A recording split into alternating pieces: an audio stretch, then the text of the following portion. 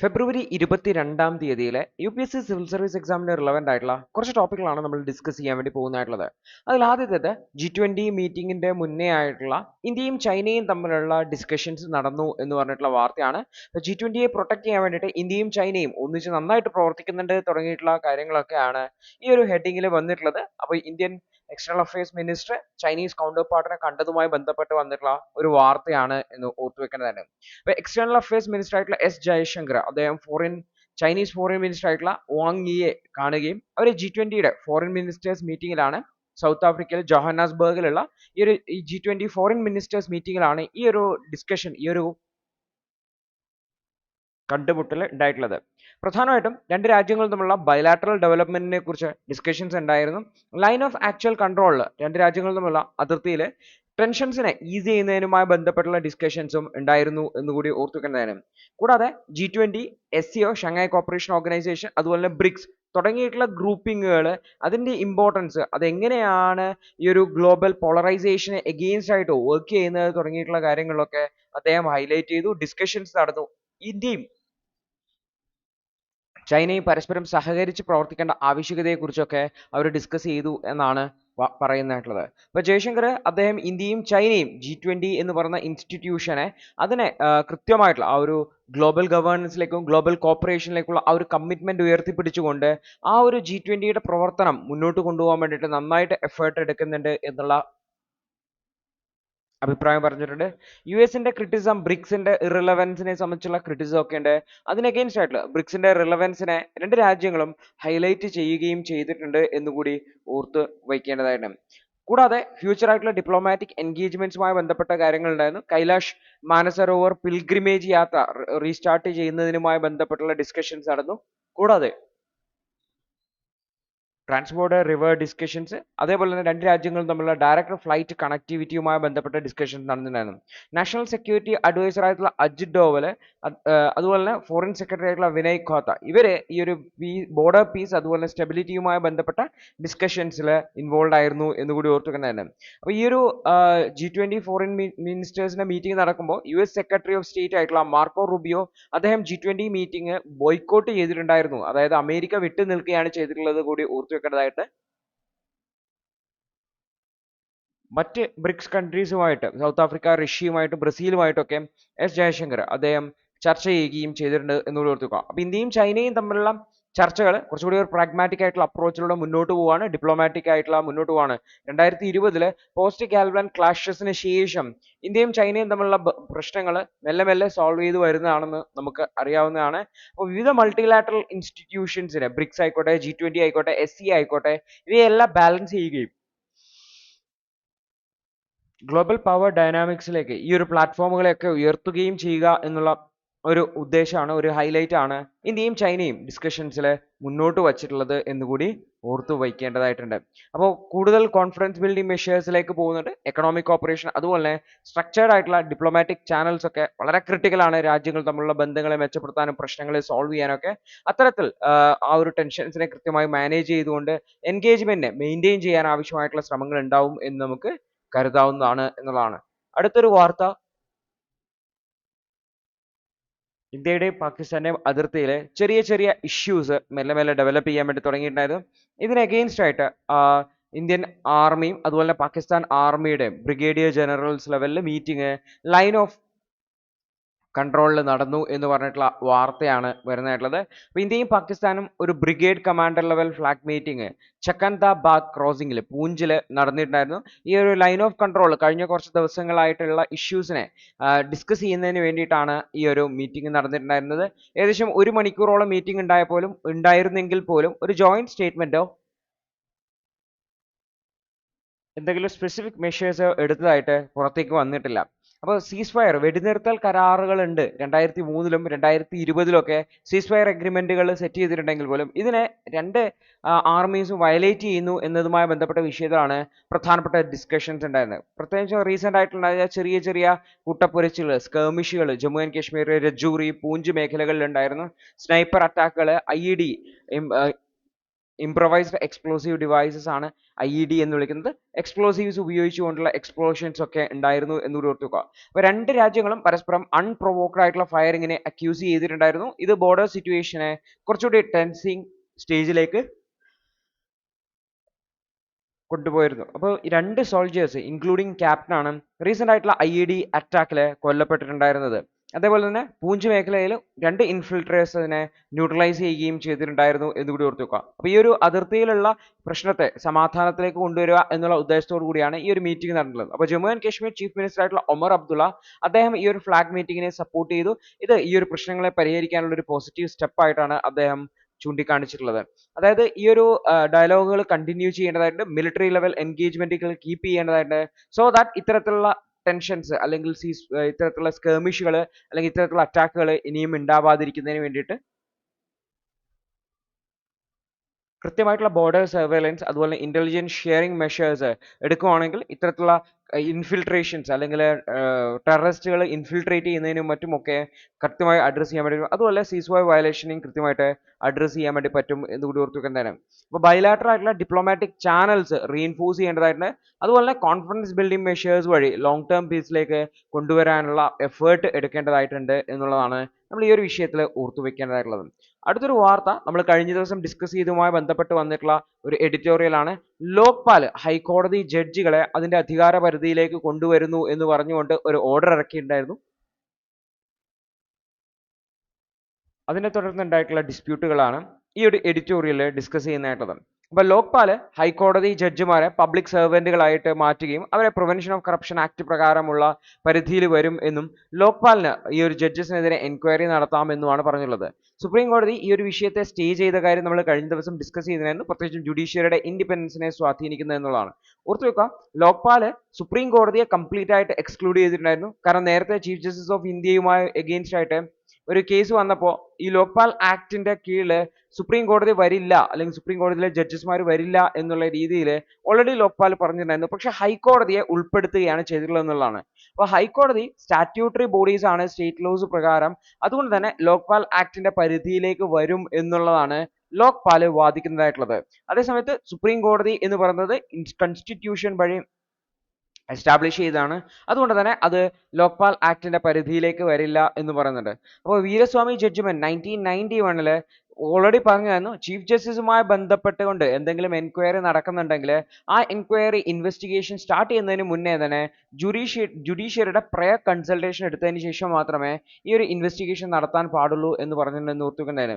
അപ്പോൾ നിലവിലുള്ള ഇഷ്യൂ എന്താണെന്ന് വെച്ച് കഴിഞ്ഞാൽ, നിലവിൽ ഈ ഒരു ജഡ്ജസിന് അഗെയിൻസ്റ്റ് ആയിട്ട് എന്തെങ്കിലും കംപ്ലൈൻറ്റ്സ് ഉണ്ട് വെച്ചോ, ഉദാഹരണത്തിന് അലഹാബാദ് ഹൈക്കോടതിയിലെ ഒരു ജഡ്ജസിന് അഗെയിൻസ്റ്റ് ആയിട്ട് ഒരു കംപ്ലൈന്റ് ഉണ്ടായിരുന്നു ഹേറ്റ് സ്പീച്ചുമായി ബന്ധപ്പെട്ടുകൊണ്ട്. അപ്പോൾ ഇൻ ഹൗസ് പ്രൊസീജിയേഴ്സ് ആണ് ഫോളോ ചെയ്യുന്നത് ചീഫ് ജസ്റ്റിസ് ഓഫ് ഇന്ത്യ അല്ലെങ്കിൽ പ്രസിഡന്റോ ഇനിഷ്യേറ്റ് ചെയ്തുകൊണ്ട്. അതിനുശേഷം അവർക്കെതിരെ റെസിഗ്നേഷൻ, അവരോട് രാജിവെക്കാൻ ആവശ്യപ്പെടാം, അല്ലെങ്കിൽ അവർക്ക് ജുഡീഷ്യൽ വർക്ക് നൽകാതിരിക്കും, അല്ലെങ്കിൽ അവരെ ട്രാൻസ്ഫർ ചെയ്യും. അങ്ങനെയൊക്കെയാണ് ചെയ്യുന്നത്. പക്ഷെ എന്താണ് വിഷയം, എന്താണ് ഡീറ്റെയിൽസ് തുടങ്ങിയിട്ടുള്ള കാര്യങ്ങളൊന്നും പുറത്ത് വരാറില്ല. അതായത് ഒരു ട്രാൻസ്പാരന്റ് ആയിട്ടുള്ള പ്രോസസ് ഇല്ല എന്നുള്ളതാണ് ഒരു കൺസേൺ ആയിട്ടുള്ളത്. അപ്പൊ ഇവിടെ കൃത്യമായിട്ടുള്ള ഒരു ട്രാൻസ്പെറൻസി കൊണ്ടുവരിക, കാരണം ജുഡീഷ്യൽ റിലേറ്റഡ് ആയിട്ടുള്ള കറപ്ഷൻ കേസുകളെ ഹാൻഡിൽ ചെയ്യാൻ കൃത്യമായിട്ടുള്ള ട്രാൻസ്പെറന്റ് ആയിട്ടുള്ള പ്രൊസീജിയർ കൊണ്ടുവരിക എന്നുള്ളതാണ് ഒരു സൊല്യൂഷൻ ആയിട്ടുള്ളത്. മറ്റതാണ് ഇൻഹൗസ് പ്രൊസീജിയറിൽ തന്നെ ഇൻഡിപെൻഡന്റ് ആയിട്ടുള്ള പ്രോസിക്യൂഷൻ ജുഡീഷ്യൽ ഓവർസൈറ്റിൽ തന്നെ നടത്താൻ വേണ്ടി ശ്രമിക്കുക. ജുഡീഷ്യൽ ഇൻഡിപെൻഡൻസ് ഉറപ്പുവരുത്തുക എന്നുള്ളതാണ്. അതേസമയത്ത് അക്കൗണ്ടബിലിറ്റിയും കൂടെ ഉറപ്പുവരുത്താൻ വേണ്ടിയിട്ടുള്ള ശ്രമങ്ങൾ ഉണ്ടാവേണ്ടതായിട്ടുണ്ട്. എങ്കിൽ മാത്രമാണ് ഈ ഒരു പ്രശ്നത്തിന് സൊല്യൂഷൻ ഉണ്ടാവുക എന്നുകൂടി ഓർത്തുവെക്കുന്നത്. അടുത്തൊരു വിഷയവും കോടതികളിൽ കെട്ടിക്കിടക്കുന്ന ബാക്ക്ലോഗ് കേസുകളുമായി ബന്ധപ്പെട്ടാണ്. അപ്പോൾ നമുക്ക് നോക്കാം എന്താണ് ഇന്ത്യയിലെ ബാക്ക്ലോഗ് കേസിന്റെ അവസ്ഥ എന്നുള്ളത്. സുപ്രീം കോടതിയിലെ 82,000 കേസുകളാണ് പെൻഡിങ്. ഹൈക്കോടതികളിലായിട്ട് 62 ലക്ഷം കേസുകളും ലോവർ കോടതികളിലായിട്ട് 5 കോടിയിലധികം കേസുകളുമായിട്ടാണ് ഏകദേശം പെൻഡിങ് കിടക്കുന്നതായിട്ടുള്ളത്. ഇതില് 50 ലക്ഷം കേസുകൾ എന്ന് പറഞ്ഞു കഴിഞ്ഞാൽ കഴിഞ്ഞ 10 വർഷമായിട്ട് പെൻഡിങ് കിടക്കുന്നതാണ്. അതായത് ഒരാൾക്ക് കോടതിയിൽ നിന്ന് നീതി കിട്ടുക എന്ന് പറഞ്ഞു കഴിഞ്ഞാൽ അതൊരു വലിയ സ്വപ്നം മാത്രമായിരുന്ന അവസ്ഥയാണ് നമ്മുടെ രാജ്യത്ത് എന്ന് പറയാൻ വേണ്ടി പറ്റും. അപ്പൊ ഇന്ത്യൻ ലീഗൽ സിസ്റ്റത്തിന് ഒരുപാട് ഡിസഡ്വാൻറ്റേജ് ഉണ്ട്. ഒന്നാമത് മൾട്ടിപ്പിൾ അപ്പീലുകൾ എന്ന് പറയുന്നത്, അതായത് ഒരു കോടതിയിൽ പോയി കേസ് തീരുമാനമായെങ്കിൽ പോലും അടുത്ത കോടതിയിൽ വീണ്ടും അപ്പീലുമായിട്ട് പോകും. അതുവഴി ഉണ്ടാകുന്ന ഡിലേ, ഹൈ ലിറ്റിഗേഷൻ കോസ്റ്റ്, വക്കീലന്മാരുടെ ഫീസ്, ചെലവുകൾ എല്ലാമായിട്ട് വലിയ കോസ്റ്റ് ആണുള്ളത്. അതുപോലെ നമ്മുടെ രാജ്യത്തെ ജഡ്ജസ്മാരുടെ എണ്ണം വളരെ കുറവാണ്. 10 ലക്ഷം ആൾക്കാർക്ക് 21 ജഡ്ജസ് എന്ന രീതിയിലാണ് നമ്മുടെ രാജ്യത്ത് പോകുന്നത് എന്ന് ഓർത്ത് വെക്കുക. ഇത് വളരെ കുറവാണ് എന്നുകൂടി ഓർത്ത് വെക്കുക. അതേസമയത്ത് ഏറ്റവും കൂടുതൽ കേസുകളിൽ ഒരു കക്ഷി നമ്മുടെ ഗവൺമെന്റ് തന്നെയാണ്. 50% കേസുകളിലും കക്ഷി ഗവൺമെന്റ് തന്നെയാണ്. അത് ഗവൺമെന്റിന് അഗെയിൻസ്റ്റ് ആയിട്ടുള്ള കേസുകളാണ് ഭൂരിഭാഗം വരുന്നത് എന്നുള്ളതാണ് മറ്റൊരു പ്രശ്നം. പലപ്പോഴും ഇൻഫ്രാസ്ട്രക്ചറുമായി ബന്ധപ്പെട്ട ഡിസ്പ്യൂട്ടുകൾ, ഹ്യൂമൻ റിസോഴ്സുമായി ബന്ധപ്പെട്ട ഡിസ്പ്യൂട്ടുകൾ, ഫൈനാൻഷ്യൽ കൺസ്ട്രെയിൻസ്, ഇതെല്ലാം തന്നെ ജുഡീഷ്യൽ പ്രോസസ്സിനെ സ്ലോ ഡൗൺ ചെയ്യുന്നുണ്ട്. അടിസ്ഥാന സൗകര്യങ്ങളില്ല, ഹ്യൂമൻ റിസോഴ്സിൽ ആവശ്യത്തിന് ജീവനക്കാരില്ല, അതുപോലെ തന്നെ സാമ്പത്തികമായിട്ടുള്ള സപ്പോർട്ട് കിട്ടുന്നില്ല. ഇതെല്ലാം തന്നെ കൺസ്ട്രെയിൻ ചെയ്യുന്നുണ്ട് എന്ന് ഓർത്ത് വെക്കാനാണ്. ഇവിടെ നമ്മുടെ ജുഡീഷ്യൽ പ്രോസസ്സിനെ കുറച്ചുകൂടി സിംപ്ലിഫൈ ചെയ്യാൻ വേണ്ടിയിട്ട് മീഡിയേഷൻ അല്ലെങ്കിൽ അൾട്ടർനേറ്റീവ് ഡിസ്പ്യൂട്ട് റെസൊല്യൂഷൻ മെക്കാനിസംസ് ഉപയോഗിക്കും. അതായത് കോടതിക്ക് പുറത്തായിട്ട് ചർച്ച ചെയ്ത് പരിഹരിക്കുന്നതിന് വേണ്ടിയിട്ടുള്ള മെക്കാനിസംസിനെയാണ് ADR എന്ന് വിളിക്കുന്നതായിട്ടുള്ളത്. അതിൽ പ്രധാനപ്പെട്ടതാണ് മീഡിയേഷൻ എന്ന് വിളിക്കുന്നതായിട്ടുള്ളത്. മീഡിയേഷൻ എന്ന് പറഞ്ഞു കഴിഞ്ഞാൽ രണ്ട് പേരുണ്ടാവും, എയും ബിയും തമ്മിലാണ് ഡിസ്പ്യൂട്ട് എങ്കിൽ അതിനിടയിൽ ഒരു മീഡിയേറ്റർ വരികയാണ്. ഈ മീഡിയേറ്റർ രണ്ട് പേരുടെയും ഭാഗം കേട്ടിട്ട് മീഡിയേറ്റർ ഒരു ഡിസിഷൻ പറയുകയാണ് ചെയ്യുന്നത്. ഇതാണ് മീഡിയേഷൻ എന്ന് പറയുന്നതായിട്ടുള്ളത്. ഇന്ത്യയിൽ 2005 മീഡിയേഷൻ ഇൻട്രൊഡ്യൂസ് ചെയ്യുന്നത്. ഇത് ലീഗലി വാലിഡ് ആണ് എന്ന് കൂടി ഓർത്ത് വെക്കുന്നുണ്ട്. അതായത് ഈ മീഡിയേറ്റർ എന്ന് പറഞ്ഞു കഴിഞ്ഞാൽ ട്രെയിൻഡ് ആയിട്ടുള്ള ന്യൂട്രൽ ആയിട്ടുള്ള ആൾക്കാരാണ്. രണ്ടു പേർക്കും മ്യൂച്വലി അക്സെപ്റ്റബിൾ ആയിട്ടുള്ള ഒരു റെസൊല്യൂഷൻ കിട്ടും ഒരു കോൺഫിഡൻഷ്യൽ ആയിട്ടുള്ള സെറ്റിംഗിൽ എന്നുള്ളതാണ് ഇതിന്റെ ഇമ്പോർട്ടൻസ് ആയിട്ടുള്ളത്. ഇത് കുറെ കൂടി ഫാസ്റ്റർ ആണ്, കോസ്റ്റ് എഫക്റ്റീവ് ആണ്, അതുപോലെ തന്നെ പ്രൊലോങ്ഡ് ആയിട്ടുള്ള നീണ്ടകാല ലിറ്റിഗേഷൻസ് അല്ലെങ്കിൽ കോടതി കേസുകളെ ഒഴിവാക്കാൻ സഹായിക്കും എന്നുകൂടി ഓർത്ത് വെക്കുന്നതാണ്. അപ്പോൾ കൃത്യമായിട്ടുള്ള ട്രെയിൻഡ് ആയിട്ടുള്ള മീഡിയേറ്റേഴ്സിനെ പെൻഡിങ് കേസുകളിൽ അസോർട്ട് ചെയ്യുക അല്ലെങ്കിൽ അലോക്കേറ്റ് ചെയ്യുക എന്നതാണ് ഒരു സൊല്യൂഷൻ ആയിട്ടുള്ളത്. അപ്പോൾ അതുപോലെ തന്നെ കോസ്റ്റും കുറക്കാൻ വേണ്ടി പറ്റും, ഹിയറിംഗ്സും കുറക്കാൻ വേണ്ടി പറ്റും ലിറ്റിഗേഷനെ കമ്പയർ ചെയ്യുന്ന സമയത്ത്. അപ്പോൾ ഈ ഒരു ഡിസ്പ്യൂട്ടുകൾ വളരെ വേഗത്തിൽ സെറ്റിൽ ചെയ്യുന്നതിന് വേണ്ടി, അത് സിവിൽ ആയിക്കോട്ടെ, കൊമേഴ്ഷ്യൽ ആയിക്കോട്ടെ, മെട്രിമോണിയൽ ആയിക്കോട്ടെ, പ്രോപ്പർട്ടി കേസുകളായിക്കോട്ടെ, വ്യക്തികൾ തമ്മിലുള്ള ഡിസ്പ്യൂട്ടുകളെ കൃത്യമായിട്ട് അഡ്രസ്സ് ചെയ്യാൻ വേണ്ടിയിട്ട് ഇത്തരത്തിലുള്ള ഈ ഒരു ലിറ്റിഗേഷൻ മെത്തേഡ്, ഇത്തരത്തിലുള്ള ഈ ഒരു ADR മെത്തേഡുകളിലൂടെ പറ്റും എന്നാണ് ഓഥർ ഹൈലൈറ്റ് ചെയ്യുന്നതായിട്ടുള്ളത്. അപ്പോൾ മീഡിയേഷനെ ഒരു പ്രൈമറി ഡിസ്പ്യൂട്ട് റെസൊല്യൂഷൻ മെക്കാനിസം ആയിട്ട് സിവിൽ കേസുകൾ നോക്കിയാൽ രണ്ട് വ്യക്തികൾ തമ്മിലുള്ള കേസുകളാണ് ഓർത്ത് വെക്കുക. ക്രിമിനൽ കേസ് എന്ന് വെച്ചാൽ എഗെയിൻസ്റ്റ് ദ സ്റ്റേറ്റ് ആയിരിക്കും കേസ് ഉണ്ടാവുക. അപ്പൊ സിവിൽ കേസുകളിൽ രണ്ട് വ്യക്തികൾ തമ്മിലുള്ള പ്രശ്നങ്ങളിലൊക്കെ ഇതിനെ ഒരു പ്രധാനപ്പെട്ട മീഡിയം ആയിട്ട് എടുക്കുക. അതുപോലെ തന്നെ ADR മെക്കാനിസത്തെ സ്ട്രെങ്തൻ ചെയ്യാൻ വേണ്ടിയുള്ള ശ്രമങ്ങൾ എടുക്കുക. കൂടാതെ ഗവൺമെന്റ് ഇതിനെ കുറെ കൂടി എൻകറേജ് ചെയ്യേണ്ടതായിട്ടുണ്ട്. ബിസിനസ്സുകളോടും വ്യക്തികളോടും മീഡിയേഷന് ആദ്യം പോയതിനു ശേഷം മാത്രം ലിറ്റിഗേഷന് കോടതിയിലേക്ക് കേസ് പോകുന്നതിന് വേണ്ടിയിട്ട് ആവശ്യപ്പെടുക എന്നുള്ളതാണ് മറ്റൊരു വഴിയായിട്ടുള്ളത് എന്നുള്ളതാണ്. അടുത്തത് നമ്മുടെ പ്രധാനമന്ത്രി US പ്രസിഡന്റുമായിട്ട് കണ്ടത് ഒരുപാട് തീരുമാനങ്ങൾ വന്നിട്ടുണ്ടായിരുന്നു US ഉണ്ടായിട്ടുള്ള വിസിറ്റ്. ആ ഒരു തീരുമാനങ്ങൾ നമ്മുടെ ഇന്ത്യൻ ഇൻഡസ്ട്രിയെ എങ്ങനെ നോക്കിക്കാണുന്നു, എന്താണ് നമ്മുടെ രാജ്യത്തിന് അഡ്വാൻറ്റേജ് ആണ് എന്നുള്ള തുടങ്ങിയിട്ടുള്ള കാര്യങ്ങളാണ് നമ്മൾ ഡിസ്കസ് ചെയ്യാൻ വേണ്ടി പോകുന്നുള്ളത്. അതായത് ഈ ഒരു വിസിറ്റിന്റെ പ്രധാനപ്പെട്ട ഔട്ട്കംസ് ആണ് നമ്മൾ നോക്കുന്നത് എന്ന് പറയാൻ വേണ്ടിയിട്ടും from the trade point of view. അപ്പോൾ bilateral trade agreement discussions initiate ചെയ്തിട്ടുണ്ട്. രാജ്യങ്ങൾ തമ്മിലുള്ള ട്രേഡ് ബാരിയേഴ്സിനെ കുറക്കുന്നതിന് വേണ്ടിയിട്ടും റെഗുലേഷൻസിനെ സ്ട്രീംലൈൻ ചെയ്യുന്നതിന് വേണ്ടിയിട്ടുള്ള ഡിസ്കഷൻസ് ഉണ്ടാവുന്നു എന്ന് പറയുന്നത് രാജ്യത്തെ ട്രേഡുമായി ബന്ധപ്പെട്ട് വളരെ ഇമ്പോർട്ടൻ്റ് ആണ്.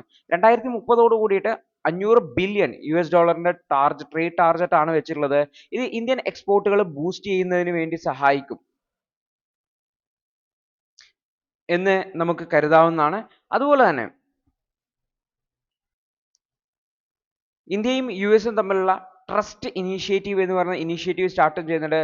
പ്രത്യേകിച്ചും strategic technologies, artificial intelligence, semi conductors, quantum computing, space, biotechnology തുടങ്ങിയിട്ടുള്ള മേഖലകളിൽ സഹകരിക്കുന്നുണ്ട്.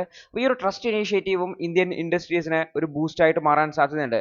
ഇന്ത്യയും US ഒരു ആർട്ടിഫിഷ്യൽ ഇന്റലിജൻസ് റോഡ് മാപ്പ്, കൂടുതൽ ഇൻവെസ്റ്റ്മെന്റുകൾ അട്രാക്ട് ചെയ്യുന്നതിന് വേണ്ടി, ഡാറ്റാ സെന്റേഴ്സ് ക്രിയേറ്റ് ചെയ്യാൻ വേണ്ടിയിട്ട്, കമ്പ്യൂട്ടിംഗ് പവേഴ്സ് വർദ്ധിപ്പിക്കുന്നതിന് വേണ്ടിയിട്ട്, ആർട്ടിഫിഷ്യൽ ഇന്റലിജൻസ് മോഡലുകൾ ഡെവലപ്പ് ചെയ്യാൻ വേണ്ടിയിട്ട് ശ്രമിക്കുന്നുണ്ട്. അതുമായി ബന്ധപ്പെട്ട ഇൻവെസ്റ്റ്മെന്റുകൾ ഇന്ത്യൻ സ്റ്റാർട്ടപ്പുകളെ ബൂസ്റ്റ് ചെയ്യും എന്നാണ് പ്രതീക്ഷിക്കുന്നതായിട്ടുള്ളത്. കൂടാതെ ഡിഫൻസിലും ഇൻഡസ്ട്രിയൽ കോർപ്പറേഷനിലും ഒരു 10 വർഷത്തെ ഫ്രെയിംവർക്ക് മേജർ ഡിഫൻസ് പാർട്ട്ണർഷിപ്പിന് പ്രപ്പോസ് ചെയ്തിട്ടുണ്ട്. രണ്ട് രാജ്യങ്ങളും ചേർന്ന് ജോയിന്റ് പ്രൊഡക്ഷൻ, മിലിറ്ററി സിസ്റ്റംസ് രണ്ട് രാജ്യങ്ങളും ചേർന്ന് ജോയിന്റ് പ്രൊഡക്ഷനെ കുറിച്ചാണ് ഡിസ്കഷൻ. ഇതും ടെക്നോളജി ട്രാൻസ്ഫർ എക്സ്പാൻഡ് ചെയ്യാൻ പറ്റും, നമ്മുടെ രാജ്യത്തിന്റെ ഡൊമസ്റ്റിക് ഇൻഡസ്ട്രീസിനെ മെച്ചപ്പെടുത്താൻ സഹായിക്കും എന്നതാണ്. അതുപോലെ തന്നെ ഈ ഒരു ഇന്ത്യൻ ഇൻഡസ്ട്രീസിനെ, ഇൻഡിജീനിയസ് മാനുഫാക്ചറിനെ ഒക്കെ ബെനിഫിറ്റ് ചെയ്യുന്ന രീതിയിലുള്ള ക്ലോസസും ഉള്ളത് ഇന്ത്യൻ എക്കണോമിയെ ബെനിഫിറ്റ് ചെയ്യും എന്നാണ് ഓഥർ ഹൈലൈറ്റ് ചെയ്യുന്നതായിട്ടുള്ളത്. ഇനി എനർജി സെക്യൂരിറ്റി അതുപോലെ തന്നെ സസ്റ്റൈനബിലിറ്റി തുടങ്ങിയിട്ടുള്ള മേഖലകളിലേക്ക് നോക്കിക്കഴിഞ്ഞാൽ എനർജി കോർപ്പറേഷനിൽ ഇന്ത്യയും യുഎസും പരസ്പരം സഹകരിച്ച് പ്രവർത്തിക്കുന്നതിനെ കുറിച്ച് ഡിസ്കഷൻ ഉണ്ടായിരുന്നു. അതായത് ഹൈഡ്രോ കാർബൺ പ്രൊഡക്ഷനിലും അതുപോലെ തന്നെ മോഡുലാർ റിയാക്ടേഴ്സ് ഡെവലപ്മെന്റ്, അതായത് ന്യൂക്ലിയർ റിയാക്ടേഴ്സ് ഡെവലപ്പ് ചെയ്യുന്നതിന് വേണ്ടിയിട്ട് ക്ലീൻ എനർജി പ്രൊഡ്യൂസ് ചെയ്യാൻ വേണ്ടിയിട്ട് ഒക്കെയുള്ള മേഖലകളിലും ഡിസ്കഷൻസ് നടന്നിട്ടുണ്ടായിരുന്നു. അതേപോലെ യു എസിനെ നാച്ചുറൽ ഗ്യാസ് റിസർവുകൾ ഇന്ത്യയുടെ നെറ്റ് സീറോ ടാർഗറ്റിനെ സപ്പോർട്ട് ചെയ്യാം എന്നുള്ള ഡിസ്കഷൻസും വന്നിട്ടുണ്ടായിരുന്നു എന്നുകൂടി ഓർത്തു വെക്കുന്നതാണ്. ഇതുകൂടാതെ ഇൻഫ്രാസ്ട്രക്ചർ ഡിജിറ്റൽ എക്കണോമിനെ മെച്ചപ്പെടുത്തുന്നതിന് വേണ്ടിയിട്ട് India Middle East Europe economic corridor ഐമെക്കുമായി ബന്ധപ്പെട്ടുള്ള ഡിസ്കഷൻസ് ഉണ്ടായിരുന്നു. അതായത് റെയിൽ റോഡ് അതുപോലെ തന്നെ സ്മാർട്ട് സിറ്റി പ്രോജക്റ്റുകൾ ചെയ്യുന്നതിന് വേണ്ടിയിട്ടാണ്. അതേപോലെ ഇന്ത്യയുടെ ഡിജിറ്റൽ സർവീസ് എക്സ്പോർട്ടുകളെ മെച്ചപ്പെടുത്തുന്നതിന് വേണ്ടിയിട്ട് അണ്ടർ സീ കേബിളുകൾ പ്രപ്പോസ് ചെയ്തിട്ടുണ്ടായിരുന്നു എന്നുകൂടി ഓർത്തു വെക്കുന്നതാണ്. ഹയർ എഡ്യൂക്കേഷനുമായി ബന്ധപ്പെട്ട് യു എസ് യൂണിവേഴ്സിറ്റീസ് ഇന്ത്യയിലെ ക്യാമ്പസുകൾ എസ്റ്റാബ്ലിഷ് ചെയ്യുന്നതുമായി ബന്ധപ്പെട്ടും സ്റ്റുഡൻസിന്റെ മൊബിലിറ്റിയുമായി ബന്ധപ്പെട്ടും അതുമായി ബന്ധപ്പെട്ട ലീഗൽ ഫ്രെയിം വർക്ക് ഈസി ചെയ്യുന്നതിനെ കുറിച്ച് എളുപ്പമാക്കുന്നതിനെ കുറിച്ചുള്ള ഡിസ്കഷൻസ് ഉണ്ടായിരുന്നു എന്നുള്ളതാണ്. ഓവറോൾ നോക്കുകയാണെങ്കിൽ നമ്മുടെ രാജ്യത്തെ പ്രൈവറ്റ് സെക്ടറിനെ കൂടുതൽ എൻഗേജ് ചെയ്യുന്ന രീതിയിലാണ് വരുന്നതായിട്ടുള്ളത്. കൂടുതൽ ട്രേഡ്, ടെക്നോളജി, ഡിഫൻസ് പാർട്ട്ണർഷിപ്പുകൾ വരുന്നുണ്ട്.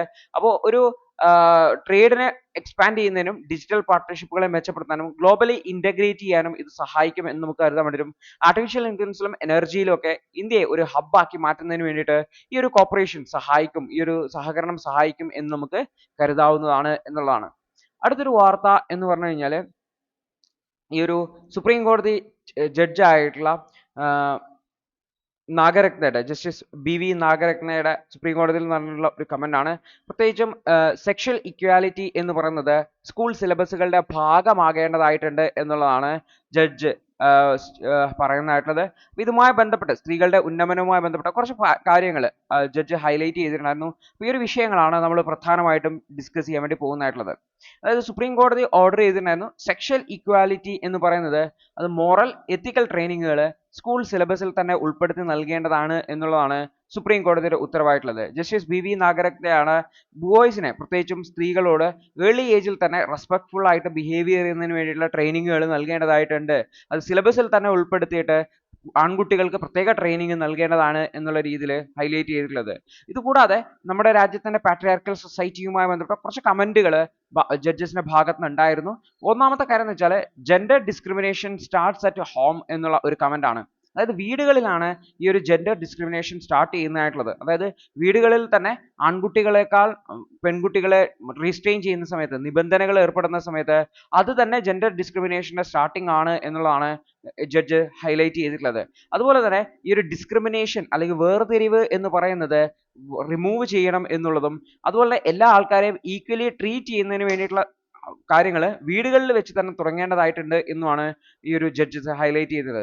സീനിയർ അഡ്വക്കേറ്റ് ആയിട്ടുള്ള അബാദ് പോണ്ട അദ്ദേഹം പറഞ്ഞു വെച്ചാൽ കൃത്യമായിട്ടുള്ള ജെൻഡർ ഇക്വാലിറ്റിയുമായി ബന്ധപ്പെട്ടുള്ള കൃത്യമായിട്ടുള്ള എഡ്യൂക്കേഷൻ ഇല്ലാത്തതാണ് സ്ത്രീകൾക്കെതിരെ ക്രൈംസ് വർദ്ധിച്ചു വരാനുള്ള ഒരു പ്രധാനപ്പെട്ട കോസ് എന്നാണ് പറഞ്ഞുള്ളത്. ഇന്ത്യയിൽ 50% പോപ്പുലേഷൻ പ്രത്യേകിച്ചും സ്ത്രീകൾ പോപ്പുലേഷനും ഈ ഒരു ട്രമൻഡസ് ആയിട്ടുള്ള ഇൻസെക്യൂരിറ്റിയിലാണ് ജീവിക്കുന്നതായിട്ടുള്ളത്. കാരണം വളരെ ബാർബറിക് ആയിട്ടുള്ള അല്ലെങ്കിൽ മിസ് ഗൈനിസ്റ്റിക് ആയിട്ടുള്ള ആറ്റിറ്റ്യൂഡാണ് പുരുഷന്മാരുടെ ഭാഗത്ത് നിന്നുള്ളത് എന്നുള്ളതാണ്.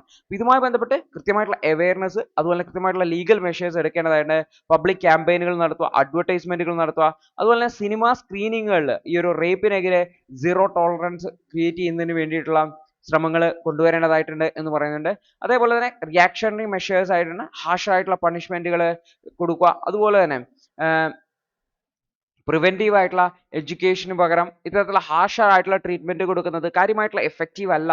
അതിന് പകരം കൃത്യമായിട്ടുള്ള പ്രിവെന്റീവ് ആയിട്ടുള്ള ട്രീറ്റ്മെന്റുകൾ, പ്രിവെന്റീവ് ആയിട്ടുള്ള സ്റ്റെപ്പുകളാണ് എടുക്കേണ്ടത് എന്നാണ് ഓവറോൾ ഹൈലൈറ്റ് ചെയ്യപ്പെട്ടുള്ളത് എന്നുള്ളതാണ്. അപ്പോൾ സുപ്രീം കോടതി എംഫസൈസ് ചെയ്യുന്നത് വെച്ചാൽ നമ്മുടെ രാജ്യത്ത് സ്ട്രിഞ്ചന്റ് ആയിട്ടുള്ള ലോസ് ഉണ്ട്, പക്ഷേ ഇത് പബ്ലിക് അണ്ടർസ്റ്റാൻഡിങ്ങിന് വേണ്ടിയിട്ട് കൃത്യമായിട്ട് ഡിസമിനേറ്റ് ചെയ്യുക എന്നുള്ളതാണ്. അതേപോലെ തന്നെ മെയിൽ മൈൻഡ് സെറ്റിനെ ചേഞ്ച് ചെയ്യുന്ന രീതിയിൽ പ്രത്യേകിച്ചും സ്ത്രീകൾക്കെതിരെ അതിക്രമം തടയുന്നതിന് വേണ്ടിയിട്ട് അവരുടെ മനസ്സിൽ ഈ ഒരു ലോയുടെ ഫിയറിനെ മാറ്റുകയും അതിനു പകരം ആൾക്കാരെ കുറെ കൂടി അവെയർ ആക്കി മാറ്റുകയും ചെയ്യുക എന്നുള്ളതാണ് കുറച്ചുകൂടെ ബെറ്റർ ആയിട്ടുള്ള ഒരു സ്റ്റെപ്പ് എന്നാണ് പറയുന്നതായിട്ടുള്ളത്. അപ്പോൾ ജെൻഡർ എഡ്യൂക്കേഷൻ സ്കൂളുകളിൽ തന്നെ ഇൻട്രൊഡ്യൂസ് ചെയ്യുക എന്നുള്ളതാണ്. കൃത്യമായിട്ടുള്ള awareness programs, parental awareness programs, പ്രത്യേകിച്ച് ഹൗസ് ഹോൾഡ് ജെൻഡർ ബയാസിനെ അഗെയിൻസ്റ്റ് ആയിട്ട് പാരന്റൽ അവെയർനെസ് പ്രോഗ്രാംസ് നടത്തേണ്ടതായിട്ട്. കൂടാതെ സ്ട്രോങ് ആയിട്ടുള്ള ക്യാമ്പയിൻസ് ലീഗൽ ലിറ്ററസിക്ക് വേണ്ടിയിട്ടും ക്രൈം പ്രിവെൻഷന് വേണ്ടിയിട്ടും നടത്തേണ്ടതാണ് എന്നുകൂടി ഈ ഒരു ഔട്ട്കം ആയിട്ട് നമുക്ക് പറയാവുന്നതാണ് എന്നുള്ളതാണ്. അടുത്തൊരു വാർത്ത, നമ്മുടെ രാജ്യത്ത് ഡ്രോൺ അറ്റാക്കുകൾ വർദ്ധിച്ചു വരികയാണ്. ഇതിന് അഗെയിൻസ്റ്റ് ആയിട്ട് ഇന്ത്യയുടെ എയർ ഡിഫൻസ് മെക്കാനിസത്തെ സ്ട്രെങ്തൻ ചെയ്യുന്നതിന് വേണ്ടിയിട്ട് ക്വിക്ക് റെസ്പോൺസ് എയർ ഡിഫൻസ് മെക്കാനിസത്തെ QRSAM മെക്കാനിസത്തെ ഇന്ത്യ ഡിപ്ലോയ് ചെയ്യുന്നു എന്ന് പറഞ്ഞിട്ടുള്ള ഒരു വാർത്തയാണ് വന്നിട്ടുള്ളത്. അപ്പൊ ഇന്ത്യയുടെ എയർ ഡിഫൻസ് മെക്കാനിസത്തെ ഡ്രോൺ ത്രെട്ടുകൾക്കെതിരെ മോഡേണൈസ് ചെയ്യാണ്. ആർമിയുടെ എയർ ഡിഫൻസ് സിസ്റ്റം എന്ന് പറയുന്നത് പുതിയ അമ്യൂണിഷൻസ് 1300ഓളം എയർ ഡിഫൻസ് ഗണ്ണുകളെ അക്വയർ ചെയ്യാൻ വേണ്ടിയിട്ട് ശ്രമിക്കുകയാണ്. അതായത് കൗണ്ടർ ഡ്രോൺ ടെക്നോളജീസ് ആണ്. ഡ്രോൺ അറ്റാക്കുകളെ പ്രിവെന്റ് ചെയ്യാൻ വേണ്ടിയിട്ടാണ് ഇത് ചെയ്യുന്നതായിട്ടുള്ളത്. അപ്പോൾ ഇത് പ്രധാനമായിട്ടും counter drone technologies, loitering munitions, അതുപോലെ സ്മാർട്ട് ഡ്രോണുകളെ ഒക്കെയാണ് പർച്ചേസ് ചെയ്യാൻ ഉദ്ദേശിക്കുന്നതായിട്ടുള്ളത്. അതുവഴി ഈ ഒരു ഏരിയൽ ത്രെട്ടുകളെ പരമാവധി കുറക്കുക എന്നുള്ളതാണ്. ഇതിനു വേണ്ടിയിട്ട് quick response, quick reaction, surface to air missile QRSAM missiles DRDO develop ചെയ്യുന്നുണ്ട്. ഇത് 4-5 മാസത്തിനുള്ളിൽ തന്നെ ഇത് കംപ്ലീറ്റ് ആവും എന്നാണ് കരുതുന്നതായിട്ടുള്ളത്. ഇതിന്റെ ഫസ്റ്റ് പ്രോട്ടോടൈപ്പ് മോഡൽ 12 മാസത്തിനുള്ളിൽ അവൈലബിൾ ആയിരിക്കും. ഇതിന്റെ മാസ് പ്രൊഡക്ഷൻ 18 മാസത്തിനുള്ളിൽ വീൽഡ് ആൻഡ് ട്രാക്ക്ഡ് വേർഷൻസിൽ അവൈലബിൾ ആവും എന്നാണ് പറഞ്ഞിട്ടുള്ളത്. അപ്പൊ നിലവിലുള്ള എക്സിസ്റ്റിംഗ് ആയിട്ടുള്ള എയർ ഡിഫൻസ് സിസ്റ്റത്തെ, അതായത് ആകാശ് മിസൈൽ ഒക്കെയാണ് യൂസ് ചെയ്യുന്നതായിട്ടുള്ളത്. അപ്പൊ ഇതിന്റെയുമായി ബന്ധപ്പെട്ടുള്ള ട്രയൽസ് നടക്കുന്നുണ്ട്. ഹൈ ആൾട്ടിറ്റ്യൂഡ് ഡിഫൻസ് അടുത്തൊരു 45 ദിവസത്തിനുള്ളിൽ ട്രയൽസ് കംപ്ലീറ്റ് ആവും എന്നുള്ളതാണ്. അതേപോലെ തന്നെ L-70, ZU-23 തുടങ്ങിയിട്ടുള്ള ഗൺസുകളും ഈ ഒരു ഡ്രോൺ അറ്റാക്കുകളെ കൗണ്ടർ ചെയ്യാൻ വേണ്ടിയിട്ട് ഉപയോഗിക്കുന്നുണ്ട് എന്നുകൂടി ഓർത്തുവെക്കുന്നതാണ്. ഏകദേശം 220ഓളം സക്സസർ ഗൺസിനെ പർച്ചേസ് ചെയ്യുന്നതിന് വേണ്ടിയിട്ട് മെയ്-ജൂൺ 2026 കൂടിയിട്ട് കോൺട്രാക്ട് വെച്ച് പർച്ചേസ് ചെയ്യുന്നതിന് വേണ്ടിയിട്ടുള്ള നടപടികളും പുരോഗമിക്കുന്നുണ്ട് എന്നുകൂടി ഓർത്തുവെക്കുന്നതാണ്. ഉക്രൈൻ വാറിലൊക്കെ ഒരുപാട് ഡ്രോൺ ഉപയോഗം ഉണ്ടായിരുന്നു. ഒരുപാട് ഏരിയൽ അറ്റാക്കുകൾ റഷ്യയും ഉക്രൈനും തമ്മിലുള്ള യുദ്ധത്തിൽ ഉപയോഗിച്ചിട്ടുണ്ടായിരുന്നു. അപ്പോൾ ഈ ഒരു സാഹചര്യത്തിലാണ് ഈ ഒരു സ്മാർട്ട് വാർഫെയർ ടെക്നോളജീസ് ഒക്കെ ഡെവലപ്പ് ചെയ്യുന്നതിനെ കുറിച്ചും ഉപയോഗിക്കുന്നതിനെ കുറിച്ചും ഇന്ത്യ ചിന്തിക്കുന്നതായിട്ടുള്ളത്. കാരണം മോഡേൺ എയർ ത്രെട്ടുകളുടെ രീതി നേരത്തെയൊക്കെ ഫൈറ്റർ എയർക്രാഫ്റ്റുകളുടെ ത്രെട്ടാണ്, അല്ലെങ്കിൽ മിസൈൽ അറ്റാക്കുകളൊക്കെ ആണെങ്കിൽ അതിൽ നിന്നൊക്കെ മാറിയിട്ടുള്ളതാണ്. ലേസറുകളും മൈക്രോവേവുകളും സ്മാർട്ട് അമ്യൂണിഷൻ ടെക്നോളജീസും ഒക്കെ പ്രൊക്യൂർ ചെയ്തുകൊണ്ട് ഇത്തരത്തിലുള്ള ഏരിയൽ അറ്റാക്കുകളെ പ്രിവെന്റ് ചെയ്യേണ്ട, അല്ലെങ്കിൽ അതിനെ ബാലൻസ് ചെയ്യേണ്ട ആവശ്യകതയെക്കുറിച്ച് ഓൾറെഡി ഇന്ത്യൻ മിലിറ്ററി ഫോഴ്സുകൾ ചിന്തിച്ചു തുടങ്ങി എന്നുള്ളതാണ്. അപ്പൊ ഇൻഡിജിനസ് ആയിട്ടുള്ള മിസൈൽ ഡെവലപ്മെന്റുകളെ QRSAM-നെ ഒക്കെ മെച്ചപ്പെടുത്തേണ്ടതായിട്ട്, ഡ്രോൺ ഡിഫൻസ് ടെക്നോളജീസിനെ അഡ്വാൻസ് ചെയ്യുന്നതായിട്ട്, നമ്മുടെ ഇമ്പോർട്ട് ഡിപ്പെൻഡൻസി കുറച്ചുകൊണ്ട് രാജ്യത്തിന്റെ അകത്ത് തന്നെ പ്രൊഡ്യൂസ് ചെയ്യാൻ വേണ്ടി ശ്രമിക്കുന്നതായിട്ട്, അതുപോലെ തന്നെ സർവേലൻസ് മെക്കാനിസത്തെ സ്ട്രെങ്തൻ ചെയ്യുക, റിയൽ ടൈം ത്രെട്ടുകളെ ഡിറ്റക്ട് ചെയ്യാനും വളരെ വേഗത്തിൽ ത്രെട്ടുകളെ ഡിറ്റക്ട് ചെയ്യാൻ വേണ്ടിയിട്ടും എയർ ഡിഫൻസിന്റെ റെഡിനെസ് ഉറപ്പുവരുത്താനും ശ്രമിക്കുക എന്നുള്ളതാണ്. ആർട്ടിഫിഷ്യൽ ഇന്റലിജൻസ് ഡ്രിവൺ ആയിട്ടുള്ള ഓട്ടോമാറ്റഡ് ആയിട്ടുള്ള റെസ്പോൺസ് സിസ്റ്റത്തെ, ഇത്തരത്തിലുള്ള ത്രെട്ടുകൾ വരുന്നുണ്ടെന്ന് പറഞ്ഞാൽ ഓട്ടോമാറ്റിക്കലി റെസ്പോൺസ് ചെയ്യുന്ന രീതിയിലുള്ള ആർട്ടിഫിഷ്യൽ ഇന്റലിജൻസ് സിസ്റ്റത്തെ ഡെവലപ്പ് ചെയ്യുക. പലപ്പോഴും ഡ്രോൺ സ്വാം ത്രെട്ടുകളുണ്ട്, ഒരുപാട് ഡ്രോണുകൾ ഒന്നിച്ചു വരുന്ന ത്രെട്ടുകളുണ്ട്. അതിനെ മിറ്റിഗേറ്റ് ചെയ്യാൻ ആവശ്യമായിട്ടുള്ള എഫേർട്ടുകളും എടുക്കുക എന്നുള്ളതാണ് മറ്റൊരു സജഷൻ ആയിട്ട് പറയാനുള്ളത്.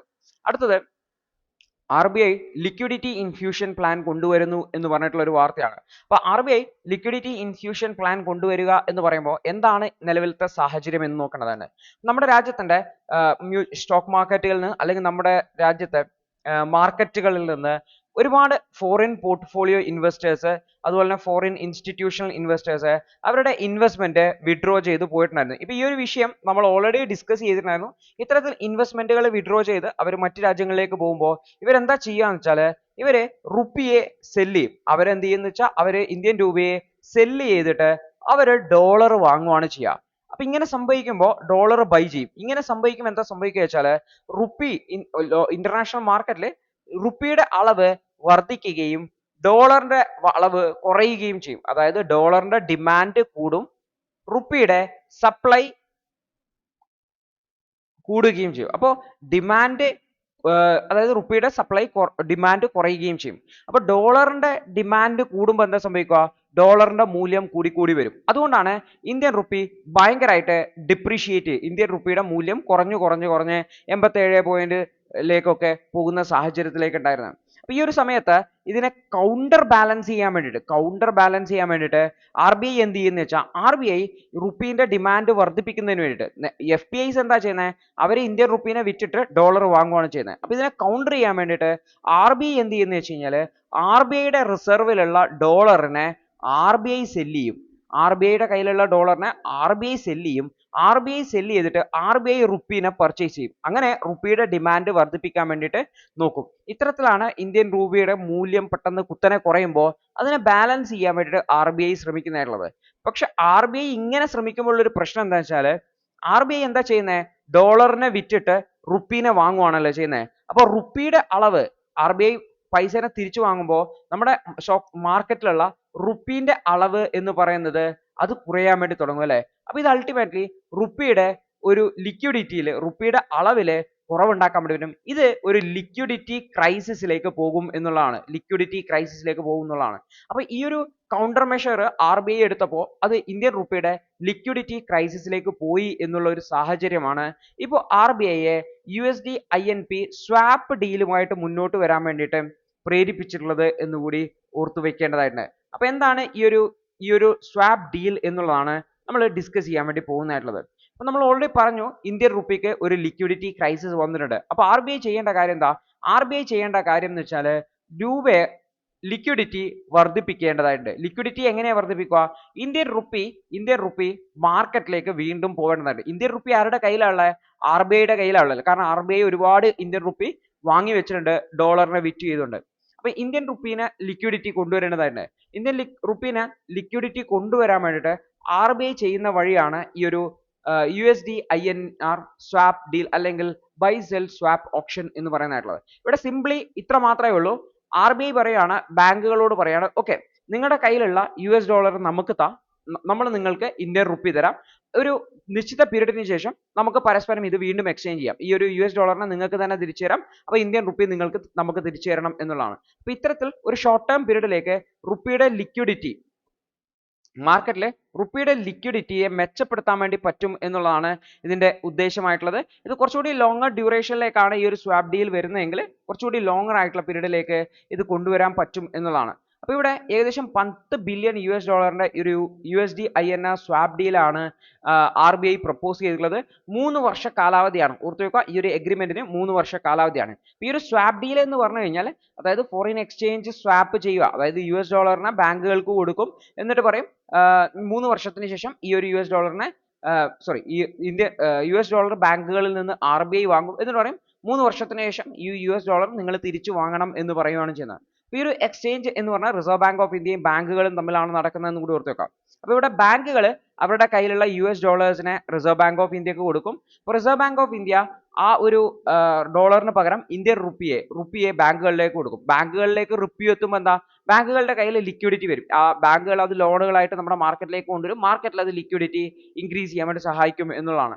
അതേസമയത്ത് ഈ ഒരു നിശ്ചിത പീരീഡ്, ഇവിടുത്തെ കേസ് വെച്ചാൽ 3 വർഷമാണ്. അതായത് ഓർത്ത് വെക്കുക, ഓരോ സമയത്തും സ്വാപ്പ് ചെയ്യുന്ന സമയത്ത് വ്യത്യസ്ത പീരീഡുകളിലാണ് ചെയ്യുക. ലിക്വിഡിറ്റി എത്ര കാലത്തേക്ക് വേണം എന്നൊക്കെ തീരുമാനിക്കുന്നതിന്റെ അടിസ്ഥാനത്തിൽ ഇപ്പോൾ ഈ ഒരു സ്വാപ്പ് അഗ്രിമെന്റ് 3 മാസത്തേക്കാണ്, 3 വർഷത്തേക്കാണ്. ഈ ഒരു 3 വർഷം കഴിയുമ്പോൾ ഈ ഒരു US ഡോളർ ബാങ്കുകൾ തിരിച്ചു വാങ്ങാം എന്നുള്ള എഗ്രിമെന്റിന്റെ അടിസ്ഥാനത്തിലാണ് ഇത്തരത്തിലുള്ള സ്വാപ്പിംഗ് നടത്തുന്നത് എന്നുകൂടി ഓർത്തു വെക്കേണ്ടതായിട്ടുണ്ട്. അപ്പോൾ ഇവിടെ മാർക്കറ്റ് പാർട്ടിസിപ്പന്റുകൾ അവരെ കോട്ട് ചെയ്യേണ്ടതായിട്ടുണ്ട്. എത്ര രൂപയ്ക്കാണ് അവർ US ഡോളർ കൊടുക്കുക എന്നുള്ള രീതിയിൽ. അപ്പോൾ പൈസ ടേംസിലാണ് ഉള്ളതായിട്ടുള്ളത്. അപ്പോൾ ഇത് ബേസ്ഡ് അപ്പോൺ പ്രീമിയം ആണ് ഓപ്ഷൻ കട്ട് ഓഫ് വരുന്നതായിട്ടുള്ളത്. അപ്പോൾ മൾട്ടിപ്പിൾ പ്രൈസ് ബേസ്ഡ് ആയിട്ടുള്ള ഓപ്ഷൻസ് ഫോളോ ചെയ്യേണ്ടതായിട്ടുണ്ട്. അപ്പോൾ അതിൽ സക്സസ്ഫുൾ ആയിട്ടുള്ള ബിഡ്സിനെ അക്സെപ്റ്റ് ചെയ്യുകയും അവർക്ക് ഈ ഒരു ഡോളറിനെ കൊടുക്കാൻ വേണ്ടി പറ്റും എന്നുള്ളതാണ്, ഡോളർ വാങ്ങാൻ വേണ്ടി പറ്റും എന്നുള്ളതാണ്. അപ്പോൾ ഇവിടെ ബാങ്കുകൾക്ക് എന്താണ് ഗുണം എന്ന് ചോദിച്ചു കഴിഞ്ഞാൽ ആ ഒരു സമയമാകുമ്പോഴത്തെ 3 വർഷം കഴിയുമ്പോഴത്തേക്ക് US ഡോളറിന്റെ മൂല്യം അനുസരിച്ചിട്ടായിരിക്കും അവർക്ക് കിട്ടുക. ഉദാഹരണത്തിന് ഇന്ന് ഒരു US ഡോളർ എന്ന് പറയുന്നത് 87 രൂപയാണ് സിംപ്ലി എന്ന് വിചാരിച്ചോ. അപ്പോൾ ബാങ്കുകൾ ഇന്ന് US ഡോളർ RBIക്ക് കൊടുത്തപ്പോൾ RBI 87 രൂപ ബാങ്കുകൾക്ക് കൊടുത്തു എന്ന് വിചാരിച്ചോ. ബാങ്കുകൾ കോട്ട് ചെയ്യുന്നതിനനുസരിച്ചിട്ടാണ് കൊടുക്കുന്നുള്ളത്.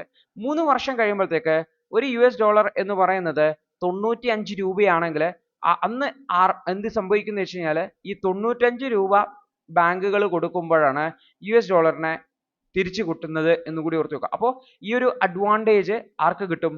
ഈ ഒരു ബാങ്കുകൾക്ക് കിട്ടും എന്നുള്ളതാണ്. അപ്പോൾ ഈ ഒരു സെക്കൻഡ് സ്വാപ്പ് ഓപ്ഷൻ ആണെന്ന് ഓർത്ത് വെക്കുക. ഇത് ആദ്യമായിട്ടുള്ള RBI ചെയ്യുന്ന ജാനുവരിയിൽ RBI 5.1 ബില്യൺ US ഡോളർ ഒരു 6 മന്ത് സ്വാപ്പിലേക്ക് വേണ്ടിയിട്ട് ചെയ്തിട്ടുണ്ടായിരുന്നു എന്നുകൂടി ഓർത്ത് വെക്കുക. ഇത് കുറച്ചുകൂടി ലോങ് ടേമിലേക്കാണ് വരുന്നത്. അപ്പോൾ ഒരു 3 വർഷത്തേക്ക് ഒരു പോസിറ്റീവ് ആയിട്ടുള്ള ഇമ്പാക്റ്റ് ഉണ്ടാക്കാൻ പറ്റും. റുപ്പിയുടെ മേലെ ഒരു അപ്രിസിയേഷൻ ഉണ്ടാവാൻ സാധ്യതയുണ്ട് എന്നുള്ളതാണ്. അപ്പോൾ നമ്മുടെ രാജ്യത്തിന്റെ കറൻസിയെ കുറച്ചുകൂടി സ്റ്റെബിലൈസ് ചെയ്യാൻ വേണ്ടിയിട്ടും അതിന്റെ ലിക്വിഡിറ്റി ഉറപ്പുവരുത്താനും ഒക്കെ ഇത് സഹായിക്കും എന്ന് നമുക്ക് കരുതാവുന്നതാണ്. അപ്പോൾ ഈ ഒരു റുപ്പിയുടെ മേലെ ഈ ഒരു ഫോറിൻ ഔട്ട്ഫ്ലോസ് ഉണ്ടാവുന്ന സമയത്ത് റുപ്പിയുടെ മേലെ ഉണ്ടാവുന്ന ആ ഒരു പ്രഷർ, ആ റുപ്പിയുടെ വീക്കനിങ് പ്രഷറിനെ അഡ്രസ് ചെയ്യാൻ ഒന്ന് RBI ശ്രമിക്കുന്നുണ്ട്. RBI ശ്രമിക്കുമ്പോൾ ലിക്വിഡിറ്റി ക്രൈസിസ് വരുന്നുണ്ട്. ഈ ലിക്വിഡിറ്റി ക്രൈസിസിനെ അഡ്രസ് ചെയ്യാൻ വേണ്ടിയിട്ട് സഹായിക്കും. എക്സ്ചേഞ്ച് റേറ്റ് വോളറ്റിലിറ്റിയെ അഡ്രസ് ചെയ്യാൻ വേണ്ടി സഹായിക്കും എന്നുള്ളതാണ്. അതുവഴി USD INR എന്ന് പറയുന്നത് 86.3 രൂപയിലേക്ക് എത്താനുള്ള സാധ്യതയാണ് ഹൈലൈറ്റ് ചെയ്യുന്നത് എന്നുള്ളതാണ്. ഓർത്ത് വെക്കുക, ഇവിടെ എലിജിബിൾ ആയിട്ടുള്ള പാർട്ടിസിപ്പൻസ് ആർക്ക് മാത്രമേ പാർട്ടിസിപ്പേറ്റ് ചെയ്യാൻ പറ്റുള്ളൂ? കാറ്റഗറി 1 കാറ്റഗറിയിലുള്ള ബാങ്കുകൾക്ക് മാത്രമാണ് ഈ ഒരു ഓപ്ഷനിൽ പങ്കെടുക്കാൻ പറ്റുക എന്നുകൂടി ഓർത്ത് വെക്കേണ്ടതായിട്ടുണ്ട്. അടുത്തൊരു വാർത്ത എന്ന് പറഞ്ഞാൽ UGC റെഗുലേഷൻസിന് എഗെയിൻസ്റ്റ് ആയിട്ടുള്ള സെൻട്രൽ സ്റ്റേറ്റ് കോൺഫ്ലിക്റ്റുകളാണ്. അതായത് UGCയുടെ റെഗുലേഷൻസ് ഡ്രാഫ്റ്റ് റെഗുലേഷൻ വന്നിട്ടുണ്ടായിരുന്നു. ഇത് സംസ്ഥാനങ്ങളുടെ അധികാരത്തിന് മേലുള്ള ഒരു കടന്നുകയറ്റമാണ് എന്നുള്ളതിനെ സംബന്ധിച്ചുള്ള ഡിസ്കഷൻസ് മുന്നേ ഉണ്ടായിരുന്നു. അപ്പോൾ വൈസ് ചാൻസലേഴ്സിന്റെ അപ്പോയിന്റ്മെന്റുമായി ബന്ധപ്പെട്ടൊക്കെയാണ് ഈ ഒരു റെഗുലേഷൻ വന്നിട്ടുണ്ടായിരുന്നത്. അപ്പോൾ ഈ ഒരു ടോപ്പിക് നമ്മൾ പലപ്പോഴും ഡിസ്കസ് ചെയ്യുന്നുണ്ടായിരുന്നു. അതുപോലെ കുറച്ചുകൂടി പൊളിറ്റിക്കലി റിലേറ്റഡ് ആയിട്ടാണ് ഇത് എഴുതിയിട്ടുള്ളത്. ബട്ട് സ്റ്റിൽ ആ ഒരു UGC റെഗുലേഷനുമായി ബന്ധപ്പെട്ട് ഫെഡറലിസത്തിന് മേലെ ഒരു കടന്നുകയറ്റമായിട്ട് അതിനെ കാണിക്കുന്നുണ്ട് എന്നുകൂടി ഓർത്തു വെക്കുക. അപ്പോൾ ആ ഒരു വിഷയം കൂടി ഓർത്തു വെക്കാൻ വേണ്ടി ശ്രമിക്കുക. അപ്പോൾ ഇത്രയും ടോപ്പിക്കുകളാണ് ഇന്നേ ദിവസം ഉള്ളത്. കൃത്യമായിട്ട് മനസ്സിലാക്കുക, കൃത്യമായിട്ട് റിവിഷൻ ചെയ്യുക. All the best.